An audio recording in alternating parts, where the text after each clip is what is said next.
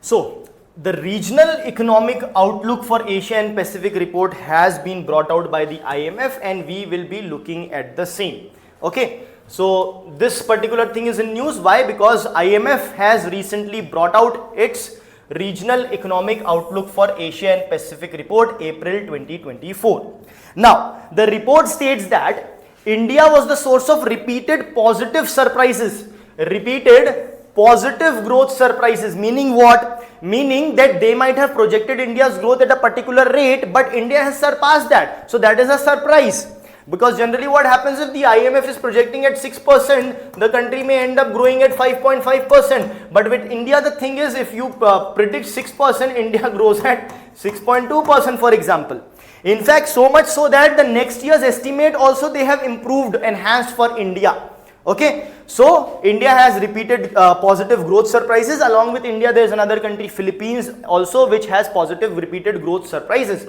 Now, why has that happened? That has happened due to resilient domestic demand. India's domestic demand is humongous. It's huge. Why? Because we have such a huge population. Now, population is something which is looked at so negatively at times, but it has helped India over the years with respect to the economy, specifically with respect to creating demand, so that economic slowdown is not there. You know, if the slowdown is there in the world and the world is not buying products from India, it doesn't matter to India. Of course, it matters, but then it does not impact that much to India, because we have a huge domestic demand which can cater to the production which is happening. Okay. Plus, in India, there have been high public investment as well, which has supported or driven India's economy. Now, let's look at the key findings of this report. The key finding says that what estimate they have done, the Asia Pacific's growth has surpassed that at 5%. So, slightly less than 5% was estimated, but the growth rate is 5%. So, it has surpassed with varying inflations. With varying inflations, meaning certain countries having higher inflation, certain countries having more likely desirable kind of inflation, certain countries having lower inflation. But overall, if you look at the key finding, the inflation in general throughout these countries is sort of desirable and within the acceptable range. Now, what is the projection for 2024? The projection is slight growth slowdown. So, from 5%, it is going to come down at 4.5%. That is the projection. Now, in emerging market economies, growth was supported by primary demand. Primary demand as in the private players are there, the private companies are there, they would expand, they would increase their production. So, to increase the production, they would require raw material, they would also demand goods and services. So, that has increased in the emerging markets. Now, what are emerging markets? So, this Asia Pacific region is divided into advanced economies and emerging market economies. Advanced economies like Australia, Hong Kong, Japan. Emerging market economies like India, Philippines, Indonesia. Okay. Let us have a look at the table. Now, if you look at the table of the advanced economies, the growth rate are quite low and not much on the higher side. If you look at the emerging market economies, the rates here also, some rates are low, but you will also find very high growth rates as well. High growth rates as well. If you look at India, India's growth rate is, sorry, let me just clear this up. India's growth rate is in fact the highest. If you look at India, the growth rate is 7.8%, highest among these countries. Okay, other countries are also doing well. We have Malaysia, it's not Malaysia, sorry. We have Mongolia at 7%, Philippines at 5.6%.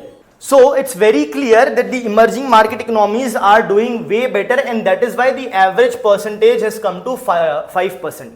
Now, in the subsequent years, the growth projection is 4.5 and 4.3. For India, it is 6.8 and 6.5. Now, remember, India has given surprises. Here also there is a surprise, because previously, before this report, the projection for 24-25 for India was 6.5. Now, they have increased it to 6.8.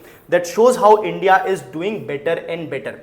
Now, let's look at the key findings of the report with respect to India, which would reiterate what I just now said.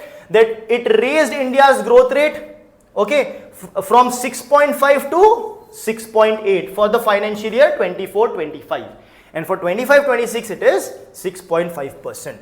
It also stated that India and Philippines, they have been the source of repetitive positive growth surprises. Why? Because of their domestic demand. So not just India but the Philippines as well. And if you look at China and especially India, the public investments have made an important contribution.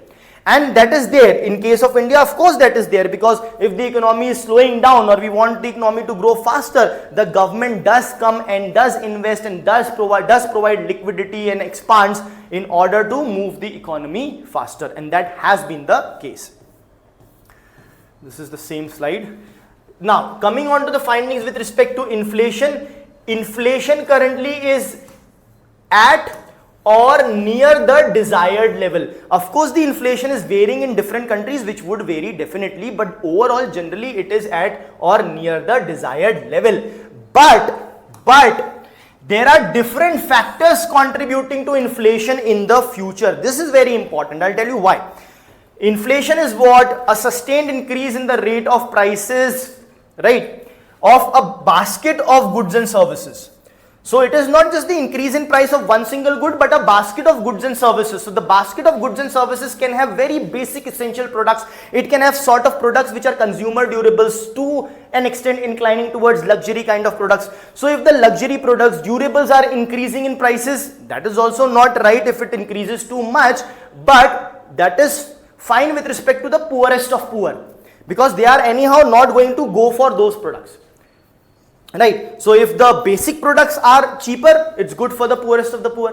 But if the basic products are getting costlier and costlier, that is going to hamper the poorest of the poor of the country, and then can increase the poverty, make it difficult for the government. The government would be required to spend more on the welfare schemes, on the Food Security Act, so on and so forth.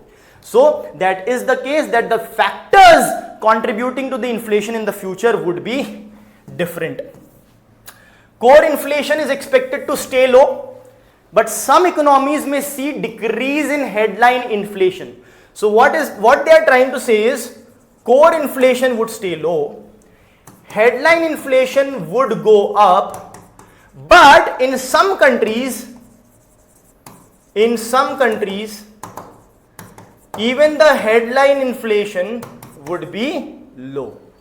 So core inflation generally low for almost all the countries, but headline inflation is going to increase, but for some countries it is going to be low, is what they are saying.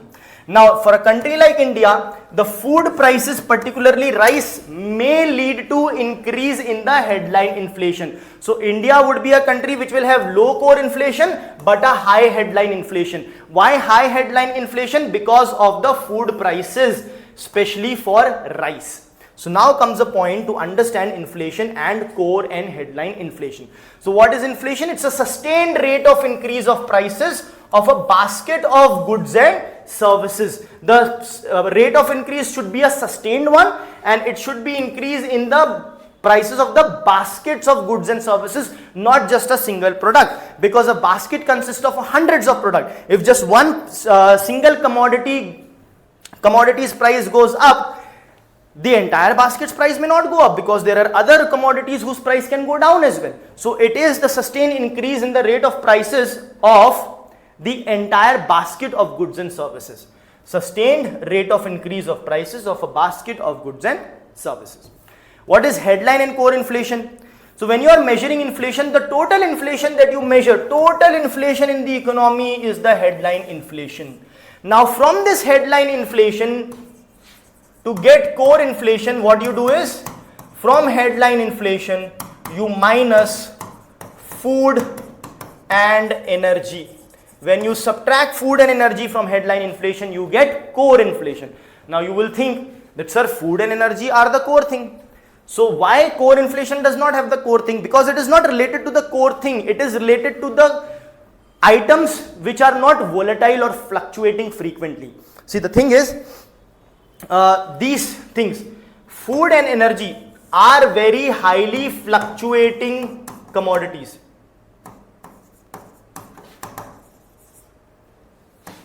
they are frequently fluctuating, they are volatile, their prices are volatile. So when they fluctuate a lot, they distort the entire basket, so you will not understand what is happening with other goods and services. So you need to understand other goods and services also. So that is why headline inflation takes into account food and energy, but there is also a concept of core inflation which excludes food and energy to understand the inflation in other goods and services. So what is core inflation? Is the measure of inflation after excluding the food and energy. By energy you mean the fuel. Okay. Now again, something important from this article with respect to your prelims is the IMF. It is an international organization that provides financial assistance and advice to the member countries. It was conceived during the Bretton Woods Conference in July 1944 along with the World Bank. That is why the World Bank plus the IMF together are called as the Bretton Woods twins or the Bretton Woods sisters, because they both were conceived in the Bretton Woods Conference in July 1944. Now what are the objectives? Cooperation, financial, monetary cooperation and stability. You will see stability word a lot over here. Ensure financial stability. Crisis assistance, when a country is in crisis, especially for the crisis of foreign exchange like India was in 1990, you can go to help to the IMF. IMF will help you out, but with certain conditions. Okay. They also facilitate international trade and promote growth, sustainable growth and employment. Okay. Now they have a board of governors. Now the board of governors consists of one governor and one alternate governor from each member country. One governor, one alternate governor from each member country. From India, the finance minister is the governor. Finance minister serves as the governor, and the governor of the RBI serves as the alternate governor. Very important to be remembered. Then it also has special drawing rights. IMF has special drawing rights, basically a group of foreign currencies, that is foreign exchange, which the IMF has. So a country can, when a country goes for help for the IMF, IMF can provide you the special drawing rights which you have. Right? IMF can also provide you soft loans as well. So this the country can then use to pay for the imports, etc., or whatever loans or anything they have in foreign exchange. Also, the countries can among themselves exchange the special drawing rights. For example, I can give you 100 special drawing rights and you may give me 120, 130 US dollars, whatever the ratio of exchange would be. Okay, so that can be done. The total global allocation of special drawing rights is around $293 billion. You don't have to exactly remember it, but know that it is in hundreds, it is close to 300. Why? Because what the UPSC has done previously also, with respect to a missile, they will add another zero in its weight. With respect to UNFCCC, there was a fund in which they added another zero. In another fund, in domestic fund of India, again they added another zero. So what they can do is, special drawing rights is $2,930 billion. So at least you should know it is in hundreds and it is close to 300. That's more than enough. Exact number they won't ask whether it's 293.8, 292.9, 293. They won't ask like this. It would be 2930, and it would be one of the statements which would then be wrong because it is 293. So you need to know the ballpark figure basically. And as I said, members can voluntarily exchange SDR for other currencies among themselves. Now, another important thing is to remember the other reports that it brings out, because these kind of questions are asked frequently in UPSC. That is the World Economic Outlook. That's another report which IMF brings out. Global Financial Stability Report. Remember, stability, maintaining stability is one of their objectives. Fiscal Monitor. And this regional economic outlooks which are there for different regions, they bring it out. Presently they have brought it out for the Asia Pacific. So these are the reports which it brings out, and this is all about the present report of the Asia and Pacific which the IMF has brought out. Thank you.